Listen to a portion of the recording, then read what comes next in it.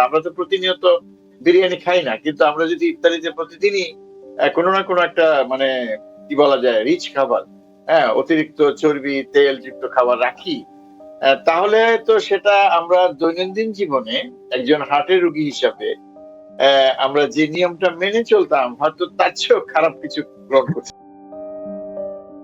আমরা রোজার মধ্যে যেরকম ইফতারে বসে থাকি কিংবা সেহরি যেরকম পার্টি করে থাকি, সেটিতে এত ওভার ইন্ডালজ করে থাকি যে এবং এত দ্রুত আমরা খেয়ে থাকি যেটা পরবর্তীতে আমাদের বিভিন্ন গ্যাস্ট্রোইন্টেস্টিনাল বিভিন্ন ধরনের এফেক্ট করে থাকে। তারপর আপনার অনেকের যে ওজন তো কমেও না, দেখা গিয়েছে হয়তো ওজন আরো বেড়েও গিয়েছে কিংবা ওজন আগের মতোই রয়ে গেছে।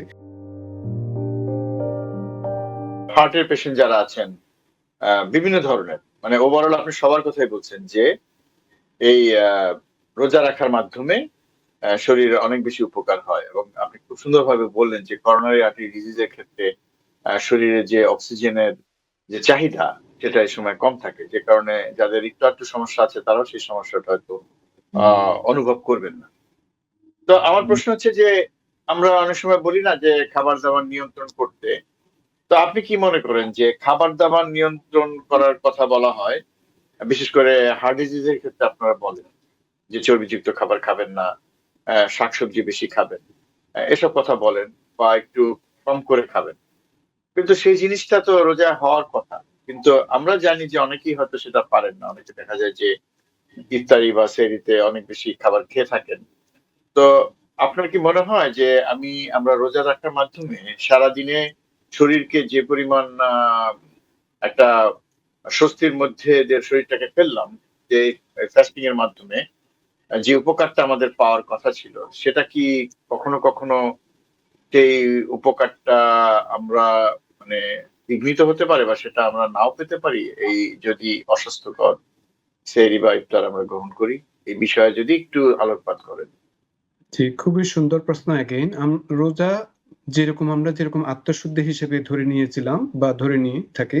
কিন্তু আ প্র্যাকটিক্যাল লাইফে যেটা আমরা দেখে থাকি সেটি কিন্তু আমরা মনে হয় একটু অনেক এর থেকে অনেক ডেভিয়েট হয়ে গিয়েছি।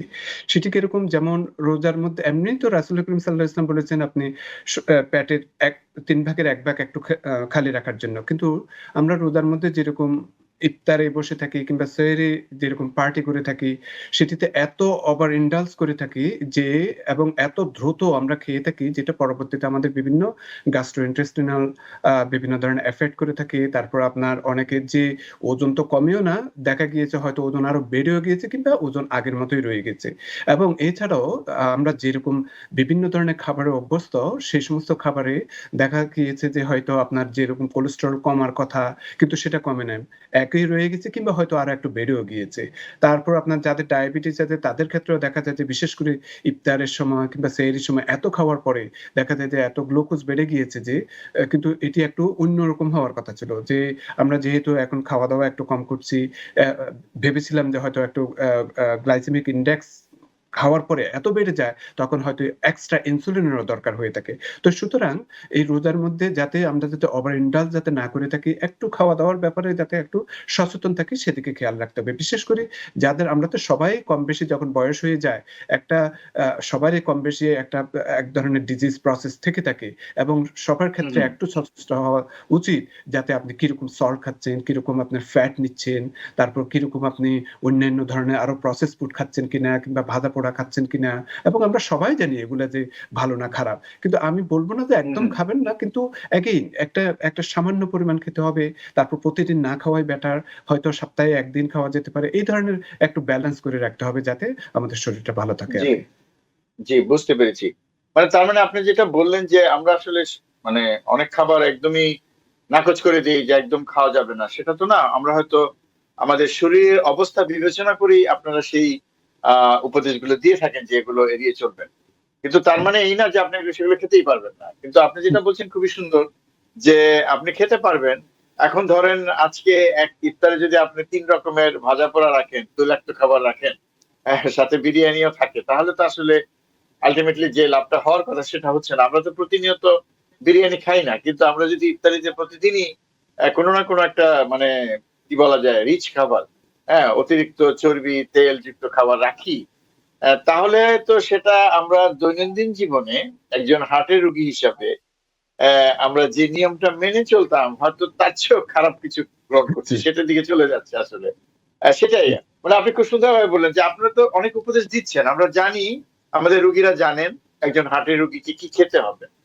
কি শাকসবজি খেতে হবে, আ যতটা সম্ভব মানে গরুর মাংস, খাসির মাংস এড়িয়ে চলতে হবে এবং মুরগির মাংস খাওয়া যাবে, মাছ খাওয়া যাবে। এগুলো তারা জানেন কিন্তু।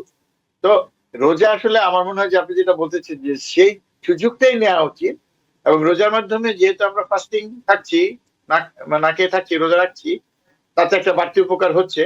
সেই উপকারটাকে কাজে লাগানো। মানে সেহরি ইফতারিতে আপনি যেটা বললেন যে indulgence আসলে গোগ্রাসে খাওয়া এবং অতিরিক্ত খাওয়া এটা কি সারাদিন না খেয়ে থাকার জন্য মনে হয় যে অনেক কিছু খাবো। কিন্তু আসলে আপনি যেটা বলেছেন আসলে খুব দ্রুত না খেলে ধীরে, ধীরে খেলে কিন্তু আসলে সেই অবস্থাটা হয় না এবং খাওয়ার পরে পস্তাতে হয় না যে কেন এত বেশি খেলাম বা খাওয়ার পরে কিন্তু অস্বস্তিতে পড়তে হয়।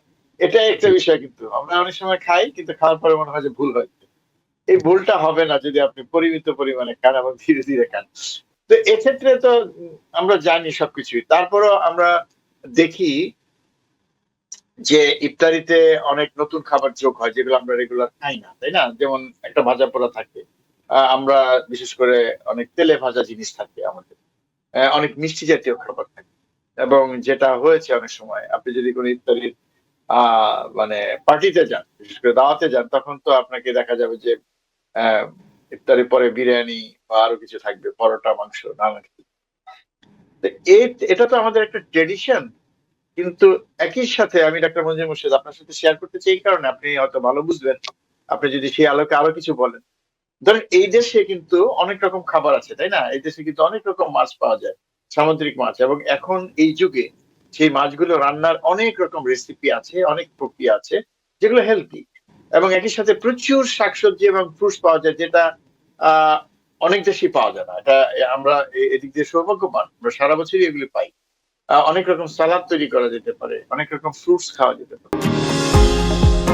নিউ ইয়র্ক থেকে সম্প্রচারিত টিভিএন 24 টেলিভিশন বিশ্বজুড়ে বাঙালির কণ্ঠস্বর।